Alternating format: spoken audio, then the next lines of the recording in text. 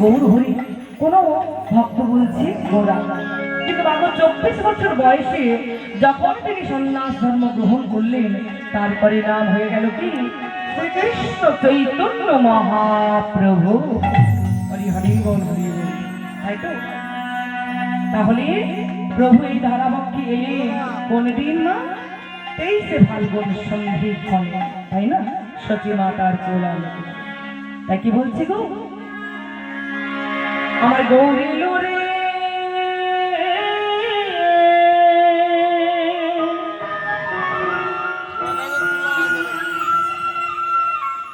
ওই না সোনার নদিয়া,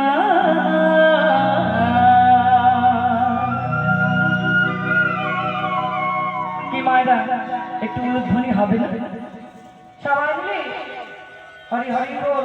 আর ভক্ত বাবা জয় ধ্বনি, তাই গৌরবে মানন্দে হরি হরি বল, হরি বল।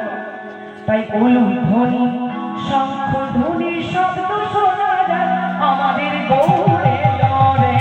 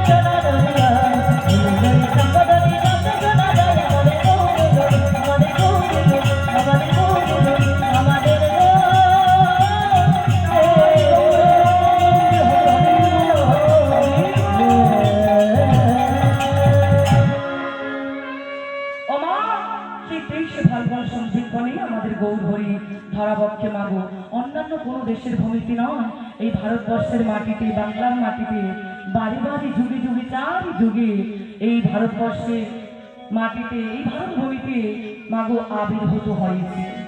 তো মাগো দেখো এই যে, তাই তো মহাজনেরা এই ভারত ভূমিকে পূর্ণক্ষেত্র বলে গেছে। যুগে যুগে ভগবান এই মাটিতে এসেছেন বাবা।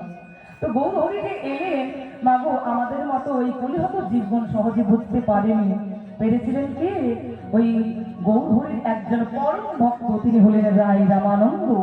তিনি প্রথম উপলব্ধি করতে পেরেছিলেন যে প্রভু এবার ধারাবক্ষে আবির্ভূত হবে। কোথায় না সেই গোদাবরী নদীর তীরে উপলব্ধি করতে পেরেছিলেন। প্রভু যে এসেছেন না ওমা এই কলিহত জীবদের জন্য কি নিয়ে এলেন গো? অনেক কিছু নিয়ে এলেন, আর সব থেকে বেশি কি নিয়ে এলেন না এই কলিহত জীবদের জন্য তিনি মহৌষধি নিয়ে এলেন ধারাবক্ষে। আর সেই মহৌষধি কি? নাম রূপী মহৌষধি মাগো। সেই নাম প্রদান করি পতিত পাবন দীনদরিদ্র সকল জীবদের উদ্ধার করবেন বলে ধারাবক্ষে এসেছেন না। তো মাগো প্রভুজি ওই 23শে ফাল্গুন সন্ধিক্ষণে এলে, সেই তিথিটি ছিল কি? পূর্ণিমা তিথি, নক্ষত্র ফাল্গুন পূর্ণিমা তিথি। তো মাগো ওই পূর্ণিমা তিথিতে কি গ্রহণ হয় মা? পূর্ণিমাতে চন্দ্রগ্রহণ, তাই তো? তো প্রভু যেই না ধরাপক্ষে এসেছে মাগো, ওই আকাশে হলো চন্দ্রগ্রহণ। সেই পূর্ণিমা তিথিতে চন্দ্রগ্রহণ হয়েছে, সঙ্গে সঙ্গে আমার প্রভুর হলো জন্মগ্রহণ। যেই না প্রভুর জন্মগ্রহণ হয়েছে বাবা, সঙ্গে সঙ্গে আরেকটি গ্রহণ হয়েছিল সেই নবদ্বীপে। আর সেটা হলো, সেটা কি? সকল ভক্তের বদনে হরিনামের গ্রহণ।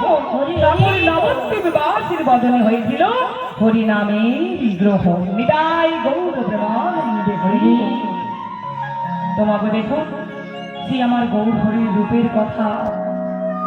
মাগো শারদীয় পূর্ণিমার চন্দ্রকে হার বানায় যার রূপ, কাঁচা সোনাকেও হার মানায় সেই আদানুলম্বিত ভুজ আমার গৌর হরির এমনই রূপের ছটা ছিল বাবা। সেই রূপের কথা গৌর হরি আমার অনন্ত অনন্ত লীলা করে গেছেন বাবা। সেই লীলার কথা, গুণের কথা আমরা করি হত জীবগণ হয়ে তুচ্ছ বদনে কতটুকুই বলতে পারি। মহাগণ বললেন যে মহেশ্বরের ছিল 5 বদন, তাই আরেক নাম হলো পঞ্চানন। ওই 5 বদনে মাগো আমার গৌর হরির অনন্ত লীলার কথা, গুণের কথা, রূপের কথা বর্ণনা করে শেষ করতে পারলেন না। আর তাদের কাছে আমরা তো নিমিত্ত মাত্র, কতটুকুই বলবো মা। ও মা, চতুর্মুখ ব্রহ্মা 4 বদনে তিনিও পারলেন না, পরম ভক্ত নারদ মুনি ইন্দ্র কেউ কিন্তু পারলেন না। আর তাদের কাছে কি বলবো আমরা? তাই লীলার ভাষায় আর বলছে কি, আহ যে গৌরাঙ্গের নামলা দেখো তার হয় প্রেমলা, তার হয় প্রেমলা, যে গৌরাঙ্গের নামলা তার হয় প্রেমলা।